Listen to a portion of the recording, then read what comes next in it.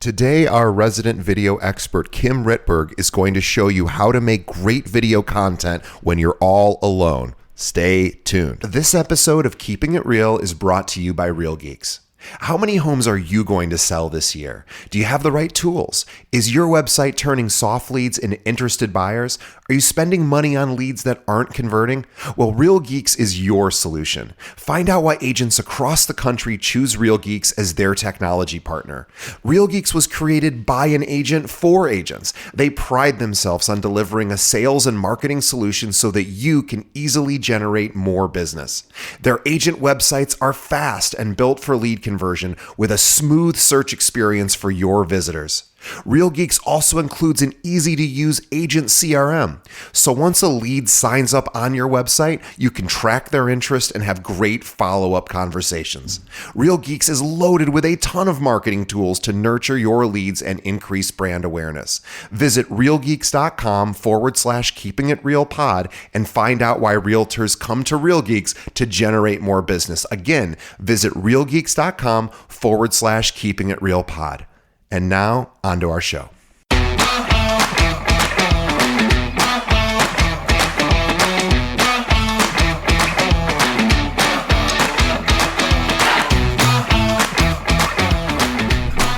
Hey, Keeping It Real, folks. I'm Kim Rittberg. It's always a pleasure to be here with you. I'm really excited to talk to you today about how to make content alone. And the reason why that's so important is because all of us need to be making content all the time to grow our business.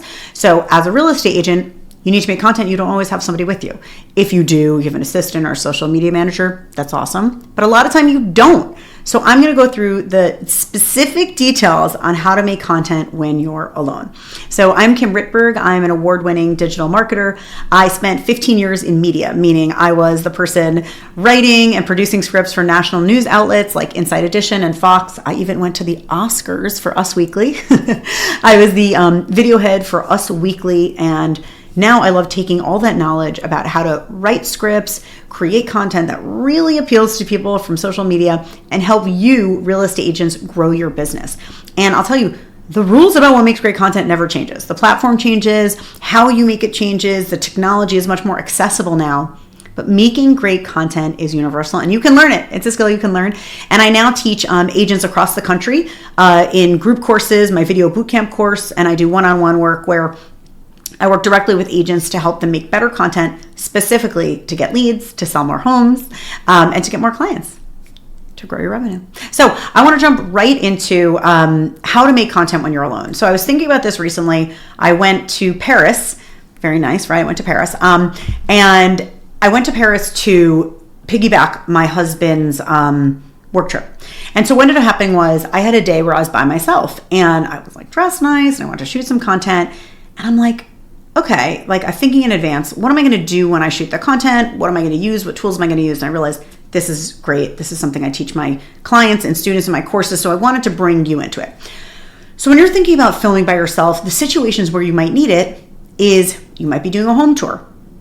You might be filming something in your area, right? Like a local restaurant or a bar. Again, a big part of being a real estate agent is being that trusted person, that trusted resource. And so you want to be bringing people into what's in your area, presenting yourself as that local expert. You don't always have someone to film you. Ideally, if it's a super active filming session, you have someone, but you might not. So when you're on a real estate tour, maybe you're doing a neighborhood tour, maybe you're just filming a video about your area. And it's not necessarily a tour, but you're featuring like something that you love, right? So it's very important to understand how to film by yourself. So number one, thinking about what materials you might need. I'm a big advocate of like not overbuying things. I have a whole cabinet, basically a graveyard of dead equipment that I don't use because even if I know how to use it, I don't feel like using it. It's either cumbersome or hard to set up, or if you're not a super techie, it's just annoying. So I'm a big advocate of only buying what you really need. And when we're talking about filming by yourself, what you can do, I think the bare minimum is really some sort of tripod with a ring light.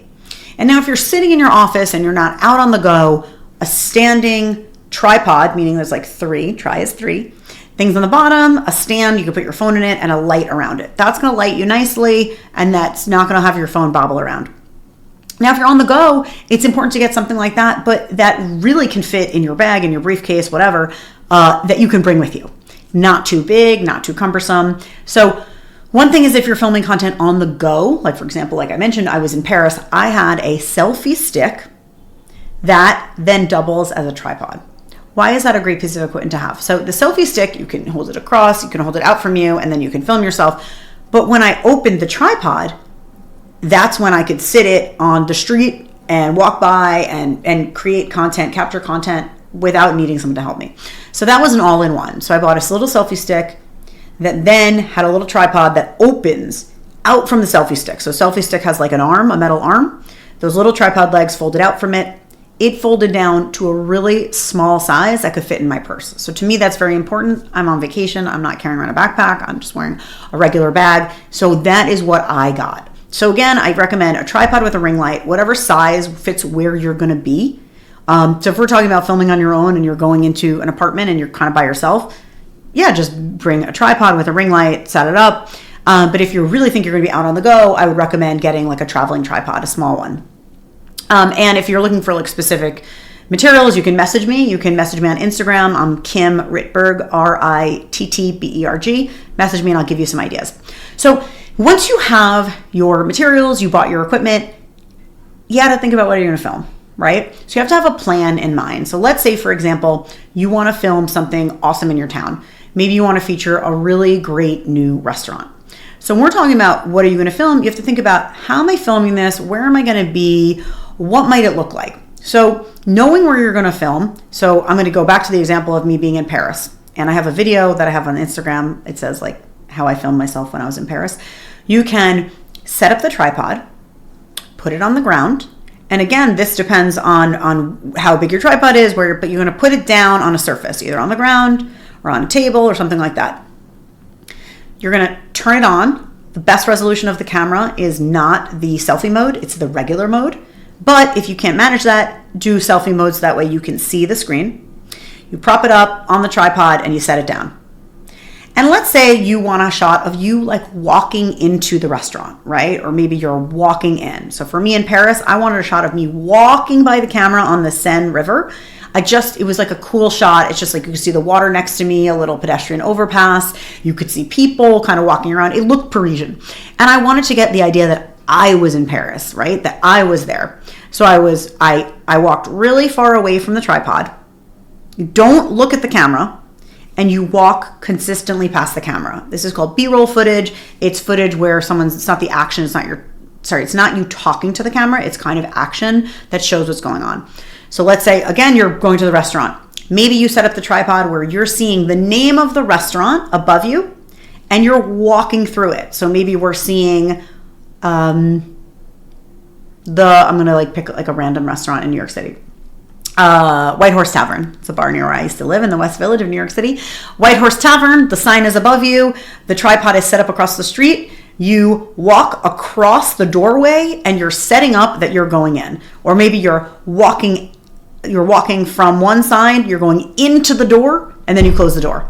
And the tripod is catching that from across the street, or maybe it's set on a table outside. But again, you're getting the signage, so you're showing somebody where you're at. So that's one shot you know you're getting. Again, you have to visualize, what am I going to do? What am I going to film to tell this story?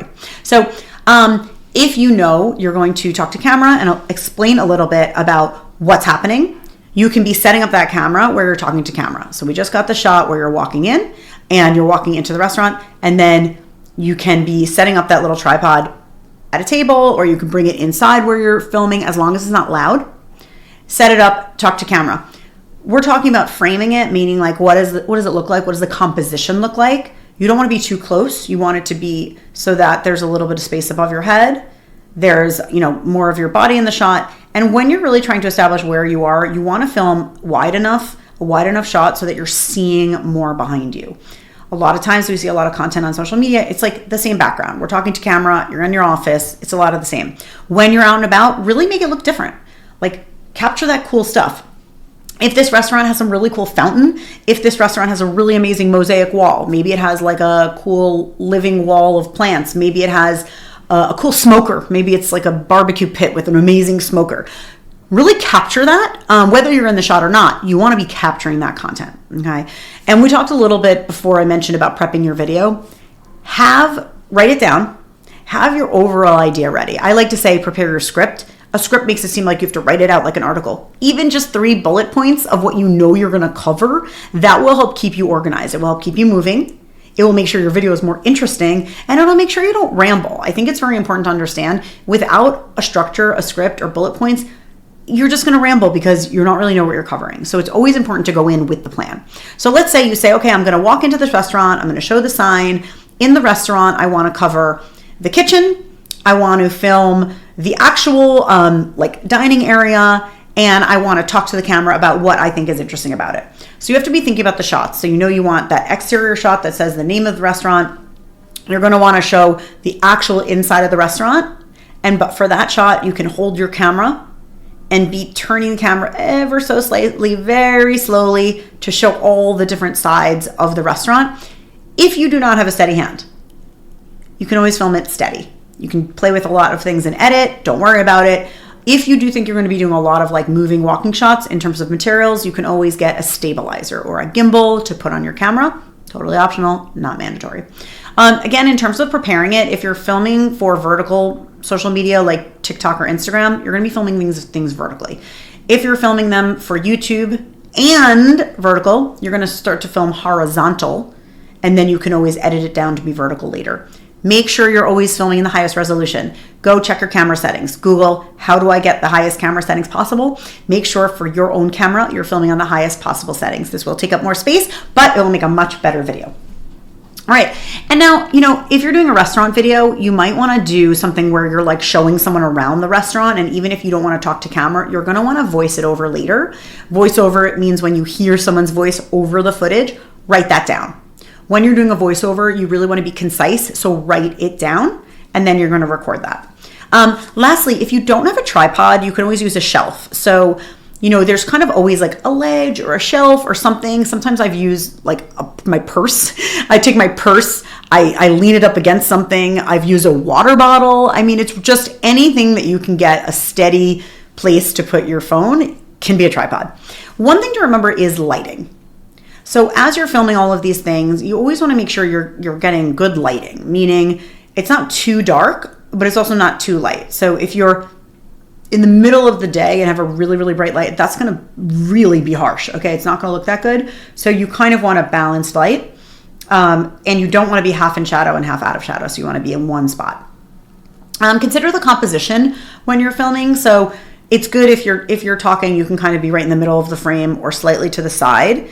That's nice. And then you want to kind of have things balanced, the rule of threes, have things in different thirds. Because we're doing a lot of vertical content, the composition rules have changed a little bit. If you've ever heard the rule of thirds, is if you're looking at something and it's horizontal, like a sideways painting, they have the rule of threes where you want something not always just in the middle, but kind of in the different thirds. Vertically, it's a little bit different, right? It does change. So, it's just important to remember that, and you just want to have your shots a little bit different, not always the same thing in the middle all the time. You just want to vary your shots a little bit.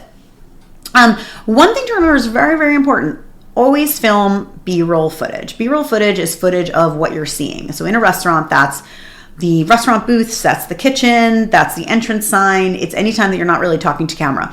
The reason why that's important is because you can always add things later. You could make your whole video without you in it, and just film a lot of that same restaurant, and then you can talk over it afterwards, or you can add text.